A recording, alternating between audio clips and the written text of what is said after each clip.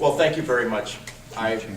For those of you who don't know me or wish you didn't, my name's Rich Chartrand, and I have been the director over at the library since November the 1st of 1982.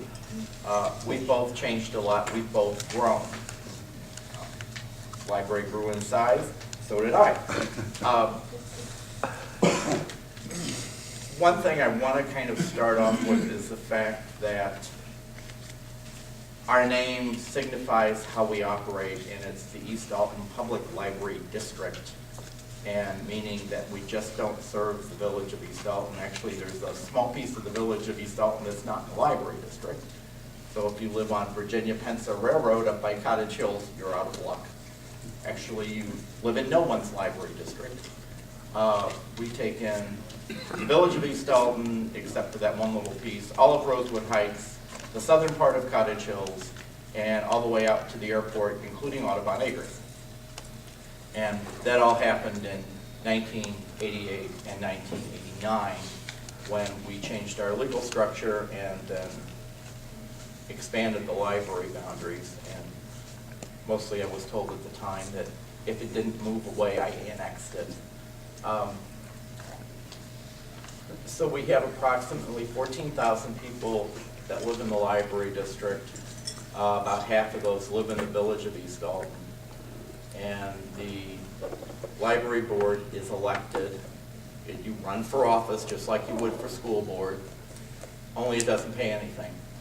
And so if you ever know anybody who might like to be on the library board, they only need 50 signatures on their petition. We have problems getting people on library boards. That's just not us. We offer pretty much services that are comparable to much larger libraries. So we not only have the normal kinds of library things like books and large print books. I also have approximately 7,000 ebooks that you don't even have to show up at the library to get. That's all done over the internet with your library card. They're never overdue, they just disappear. And that's convenient. The other thing, because we are located in the village, very close to the defense area, which is going away slowly, we offer a lot of non-traditional library services because there's a lot of people in the village who benefit from them. We do income tax service. I have volunteers from AARP who are trained, and we do electronic filing. That's on Mondays and Tuesdays until tax time is over with. We also have deliberately set up our Wi-Fi in the building so it bleeds out of the building on the parking lot. So in that sense, when we're closed, you can pull up in the parking lot, and if you've got a device that's Wi-Fi capable, you can show up at 2 a.m. and use that, and we're kind of open. So we're kind of open 24/7. I had to explain that to the police department. Mostly because, why are there people parked on your lot at 2 a.m.? I said they're using the internet. No, yeah. If they're not, there's something wrong. Or if you drive by and there's somebody sitting alongside the door with their cell phone, you know what they're doing. We also are basically the providers of digital services to a lot of people who have no access to digital services. Not only talking about the internet, but it's where you go now to look for a job, because all of that is electronic and online. And when the recession hit, so many of the people who lost their job had no clue how to use a computer. They showed up at the unemployment office thinking they were going to fill out some sort of a form, and people there pointed to a machine and say, that's how you apply for unemployment. And if you have no clue how to use a computer, you had no clue how to apply for unemployment, much less how to apply for a job.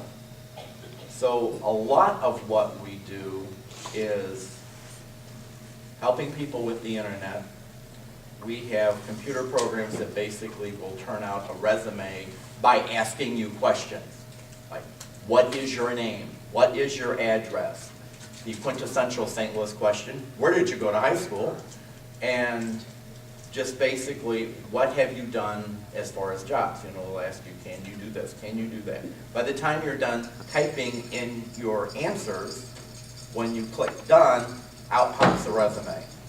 And these are for people who, you know, it's going to look like a normal run-of-the-mill resume.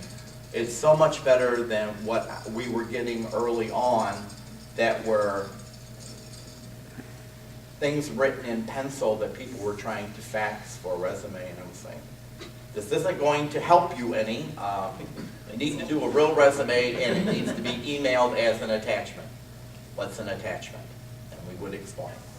And we tried early on trying to do computer classes. That didn't work because it obviously became just glaringly evident that it had to be one-on-one. So even though it sucked up a lot of staff time, 16-year-old kids are good for that. You know, they'll sit down with, they can sit down and say, this is how you do it. And for the most part, that whole process was pretty successful, except for the clump of men who decided computers were for women, and they didn't need to know. And I thought, well, have a nice life. And that was true. And they just didn't want to learn, and I thought, well, you can't force somebody to learn something. So they would sit there, stare at the computer for 5 or 10 minutes, and then get up disgusted and leave. But maybe they have learned.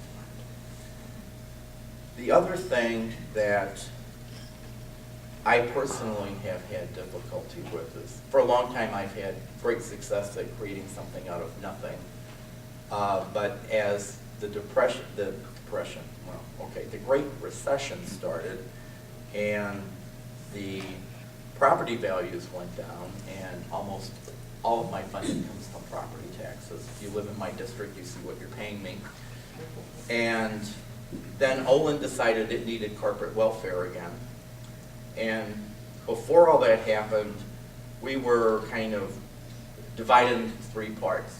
Rosewood Heights property values, the Village of East Alton property values, and Olin with the power plant thrown in. And well, that Olin is gone because their assessed valuation for the next 10 years is $1 million. So my new project will see how I do with basically a whole lot less assessed valuation and knowing there's going to be no increase in property taxes.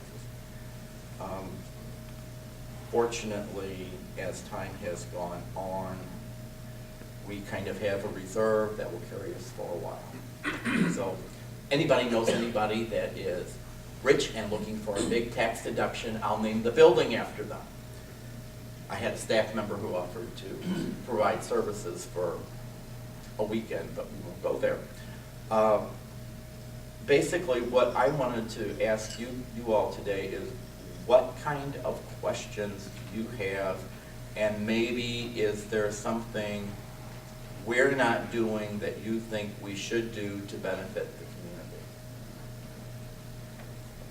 Because this was my big opportunity to learn something.